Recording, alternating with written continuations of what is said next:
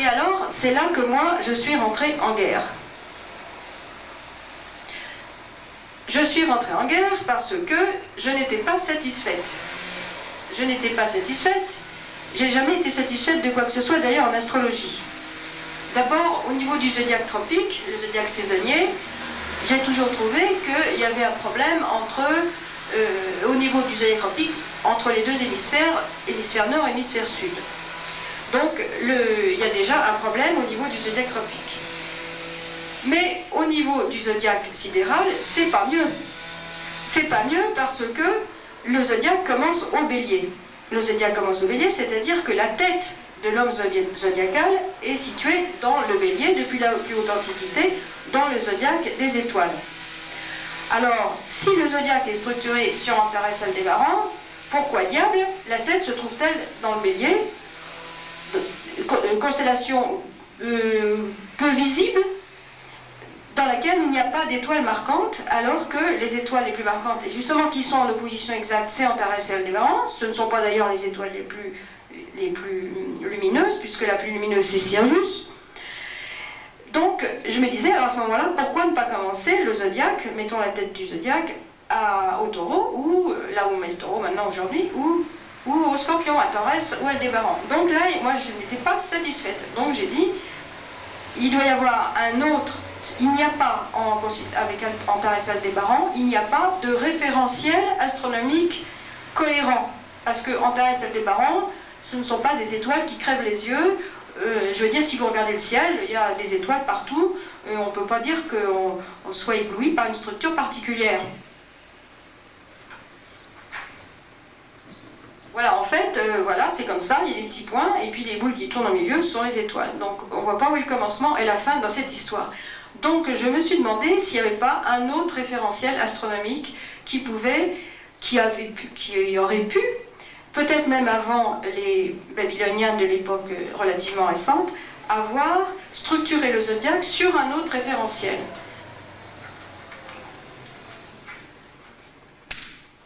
Et ce référentiel, à mon avis, il y en a un qui est dans tous les textes anciens.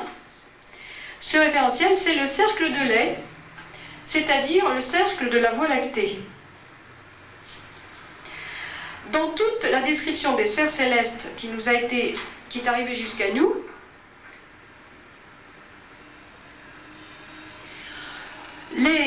les astrologues nous ont décrit les différents cercles de la sphère céleste. Alors, il y a l'équateur, il y a le cercle de l'écliptique, et toujours, absolument toujours, le cercle galactique qui est décrit très précisément par tous les auteurs, et donc depuis Aratos et les compilateurs jusqu'à Manilius. Donc, ça c'est une vue du cercle galactique vue du côté du Scorpion et du Sagittaire.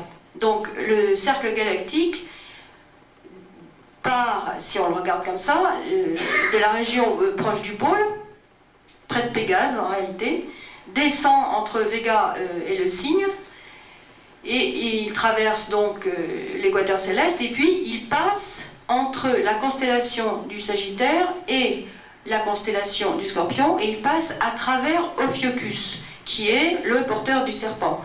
Et il passe également, à cet endroit-là, se trouve la constellation de l'Autel, qui est la partie la plus lumineuse de la Voie lactée.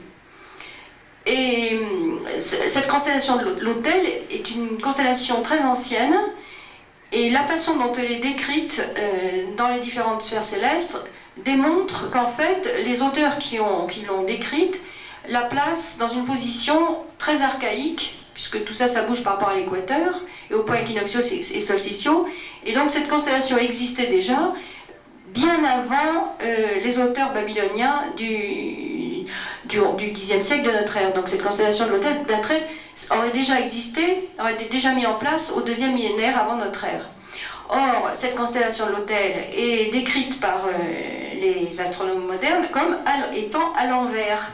Par exemple, Flammarion dit c'est très bizarre que l'Autel soit mis à l'envers parce que les flammes se dirigent quand on regarde la sphère céleste, elle est sans dessus-dessous. Et en réalité, les flammes de la constellation de l'Autel se dirigent vers le centre galactique. Alors, or, le cercle de lait, donc, qui a été décrit très précisément, et c'est un référentiel astronomique qui crève les yeux. Je veux dire, on ne peut pas ne pas voir la Voie lactée dans le ciel. Or, si on s'intéresse à la mythologie, on s'aperçoit que la Voie lactée dans l'Antiquité, qui était décrite comme le fleuve céleste, avait une importance considérable. On la trouve en Inde dans les Védas, donc qui sont les textes les plus anciens.